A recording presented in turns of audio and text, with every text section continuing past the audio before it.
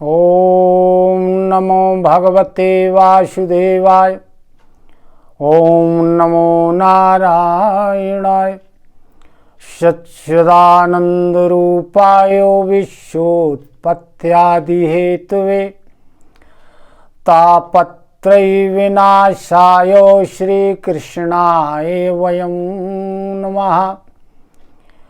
लोकाभिरामं रणरंगधीरं राजीवनेत्रं रघुवंशनाथं कारुण्यरूपं करुणाकरन्तं श्रीरामचन्द्रं शरणं प्रपद्ये। गुरुर्ब्रह्मा गुरुर्विष्णु गुरुदेवो महेश्वरा। गुरु साक्षात् परब्रह्म तस्मै श्री गुरुवे नमः। मनोजवं मारुतितुल्यवेगं जितेन्द्रियं बुद्धिमतां वरिष्ठं वातात्मजं वानरयूथमुख्यं श्रीरामदूतं शरणं प्रपद्ये।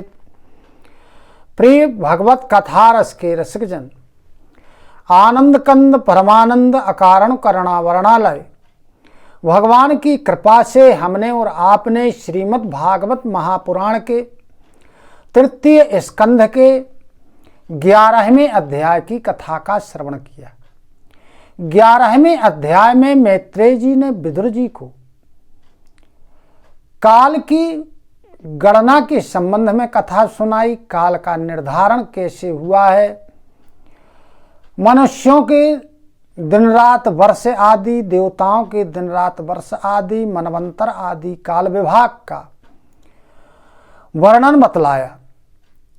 अब इस 12वें अध्याय में मैत्रेय जी विदुर जी को ब्रह्मा जी के द्वारा सृष्टि का विस्तार कैसे किया गया, कहाँ से प्रारंभ किया गया, इसके संबंध में कथा श्रवण करा रहे।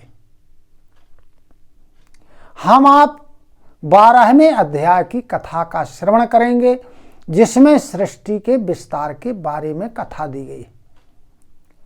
मैत्रेय जी विदुर जी से कहते हैं, इति ते वर्णता छत्ता कालाख्या परमात्मनः महिमा वेद गर्भोथो यथास्त्राक्षिन्निवोधु में।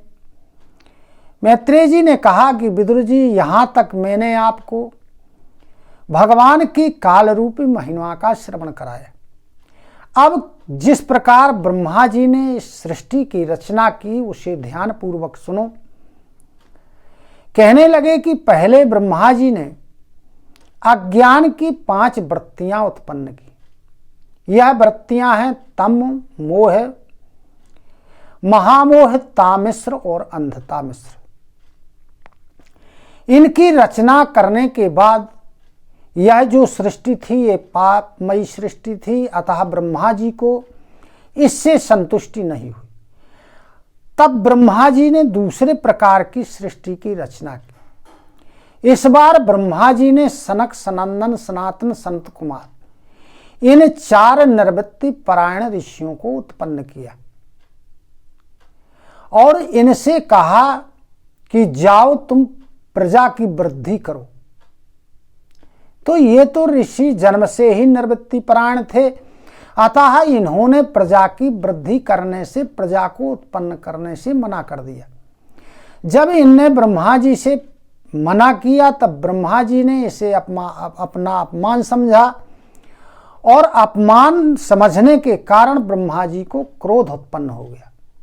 ब्रह्मा जी ने उस क्रोध को रोकने का काफी प्रयास किया, उसे रोका, किंतु वह क्रोध ब्रह्मा जी की दोनों भौहों के बीच से एक नील लोहित बालक के रूप में प्रकट हुआ। यह जो नील लोहित बालक था, यह देवताओं के पूर्वज रुद्र थे। तब रुद्र ने ब्रह्मा जी से पूछा कि मेरे नाम कौन कौन से हैं और मेरे रहने के लिए स्थान कौन कौन से। तब ब्रह्मा जी ने कहा कि तुम्हारे नाम रुद्र आदि होंगे और मैंने तुम्हारे रहने के लिए स्थान पूर्व से ही निर्मित कर दिए हैं, जिनमें हृदय, इंद्रिय, प्राण, आकाश, वायु, अग्नि, जल, पृथ्वी, सूर्य, चंद्रमा और तप, इन स्थानों को रच दिया गया। और तुम्हारी 11 पत्नियां होंगी, इनके माध्यम से तुम प्रजा की उत्पत्ति करो। तब रुद्र ने अपने ही समान प्रजा उत्पन्न की, यानी भूत प्रेत आदि उत्पन्न हुए। ब्रह्मा जी ने जब देखा कि ये तो सारे संसार का भक्षण कर रहे हैं, तब ब्रह्मा जी ने रुद्र को प्रजा उत्पन्न करने से मना किया और ब्रह्मा जी ने रुद्र से कहा कि तुम जाओ, जाकर के तप करो। तब रुद्र जी तप करने के लिए जंगल को चले जाते हैं। ब्रह्मा जी कहते हैं कि प्रत्येक पुरुष तप के द्वारा ही श्री हरि को सरलता से प्राप्त कर सकता है। आगे मैत्रेय जी विदुर जी को कथा श्रवण कराते हैं, कहते हैं अथाभिध्यायतः सर्गम 10 पुत्रः प्रजग्निरे भगवत शक्ति युक्तस्य लोक संतानो हेतवः। तब ब्रह्मा जी ने फिर से सृष्टि के लिए संकल्प किया। तब उनके 10 मानस पुत्र उत्पन्न हुए। इनमें मरीचि, अत्रि, अंगिरा, पुलस्त, पुलह, कृतु, भृगु, वशिष्ठ, दक्ष और 10वें नारद जी थे। इसके बाद ब्रह्मा जी ने धर्म, अधर्म, काम, क्रोध, लोभ, सरस्वती, समुद्र और नृति इनकी उत्पत्ति की। फिर ब्रह्मा जी की छाया से करदम जी उत्पन्न हुए। मैत्रेय जी कहते हैं कि हे विदुर जी, मैंने सुना है कि एक बार ब्रह्मा जी को काम ने मोहित कर लिया। ब्रह्मा जी काम मोहित हो गए। यद्यपि सरस्वती जी वासनाहीन थे। जब ब्रह्मा जी के पुत्रों ने यानी मरीचि आदि ऋषियों ने ब्रह्मा जी को काम मोहित देखा, तब उन्होंने ब्रह्मा जी को समझाया। ब्रह्मा जी बड़े लज्जित हुए और उन्होंने अपने उस शरीर का त्याग कर दिया। उस शरीर को दिशाओं ने ग्रहण कर लिया, जिसके कारण कोहरा बना, यानी कोहरे की उत्पत्ति हुई, जिसे अंधकार भी कहते हैं। फिर ब्रह्मा जी सोच रहे थे कि मैं पहले की तरह प्रजा की उत्पत्ति, संसार की रचना कैसे करूं। तब उनके 4 मुखों से 4 वेद प्रकट हुए और उपवेद, न्यायशास्त्र, होता, उद्गाता, अर्धवायु और ब्रह्मा और इन सब के कर्म तथा धर्म के 4 चरण, 4 प्रकार के आश्रम, उनकी वृत्तियां, यह सब ब्रह्मा जी के मुखों से उत्पन्न हुए। तब विदुर जी ने मैत्रेय जी से कहा कि हे मैं भगवान, सावे विश्व सृजामीशो वेदादीन मुख तो सृजत यदि यदि एना सृजत देवस तन्मे ब्रूहि तपोधनो। हे तपोधन, श्री ब्रह्मा जी ने जब अपने मुखों से वेद आदि ग्रंथों की रचना की, तो उन्होंने अपने किस मुख से किस वस्तु की रचना की, कृपया यह बताने का कष्ट करें।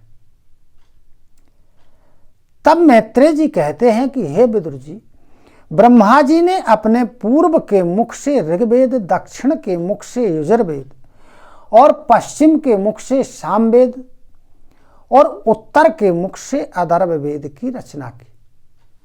इसी क्रम के अनुसार धनुर्वेद, आयुर्वेद, गांधर्व वेद और स्थाप्य वेद की रचना की गई। फिर पांचवा वेद जो था इतिहास पुराण, उसकी रचना की।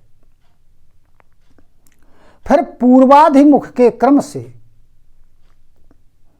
विद्या, दान, तप और सत्य, इनकी रचना की। फिर 4 आश्रम, इन चारों आश्रमों की वृत्तियां, 4 प्रकार की विद्याएं। फिर ब्रह्मा जी के हृदयाकाश से ओमकार प्रकट हुआ। फिर ब्रह्मा जी ने वर्ण और स्वरों की रचना की। हे विदुर जी, ब्रह्मा जी ने पहला कामासक्त शरीर जिसका कोहरा बना था, उसको छोड़ने के बाद दूसरा शरीर धारण किया और फिर विश्व के विस्तार का विचार किया। क्योंकि वे देख चुके थे कि जो हमारे मानस पुत्र मरीच आदि ऋषि हैं, इनके द्वारा अत्यधिक प्रजा की वृद्धि नहीं हुई है। तब वे मन ही मन चिंता करने लगे और वे जिस समय सोच रहे थे कि देव ही इसका कारण है, उसी समय क्या होता है, कस्य रूपम भूदद्वेधा यत् काम अभिचक्षुते ताभ्याम रूप विभागाभ्याम मिथुनम संपद्यतो। उसी समय ब्रह्मा जी के शरीर के 2 भाग हो गए। ब्रह्मा जी का एक नाम का भी है और इसी का नाम होने के कारण इस शरीर को काया कहते हैं। ब्रह्मा जी के शरीर के जब 2 भाग हुए तो एक भाग से पुरुष और दूसरे भाग से एक स्त्री, इस प्रकार स्त्री पुरुष का जोड़ा उत्पन्न हुआ। उनमें जो पुरुष था वो स्वयंभव मनु हुए और जो स्त्री थी वह उनकी पत्नी शतरूपा हुई। तभी से मैथुन धर्म के द्वारा प्रजा की वृद्धि होने लगी। स्वयंभव मनु और शतरूपा से 5 संतानें उत्पन्न हुई, जिनमें 2 पुत्र थे और 3 पुत्रियां थी। प्रियव्रतो तान पादो तिस्त्रः कन्याक्षोभारतो आकूतिर्देवहूतिश्च प्रसूतिरिति सत्तम।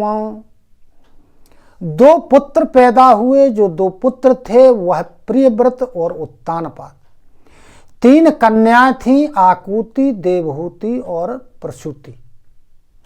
आकूति का विवाह रुचि प्रजापति से किया गया। देवहूति का विवाह करदम जी के साथ हुआ और सबसे छोटी पुत्री प्रसूति का विवाह दक्ष प्रजापति से किया गया। यह जो स्वयंभव मनु और शतरूपा की 3 कन्याएं थीं, इन्हीं कन्याओं की संतानों से सारा संसार, सारी सृष्टि भर गई। अब इसके आगे मैत्रेय जी विदुर जी को 13वें अध्याय की कथा का श्रवण कराएंगे, जिसमें भगवान वराह के अवतार की कथा आती है, जिसे हम और आप भी श्रवण करेंगे। इसी के साथ सभी को सादर नमन, सादर प्रणाम। जय सिया राम, जय श्री कृष्ण। ओम नमो भगवते वासुदेवाय। ओम नमो नारायणाय। ओम इति श्रीमद्भागवते महापुराणे पारमहंसायां संहितायां तृतीय स्कंधे 12वाध्यायः। बोलो श्री वृंदावन बिहारी लाल की जय। हरि ओम तत्सत, हरि ओम तत्सत, हरि ओम तत्सत।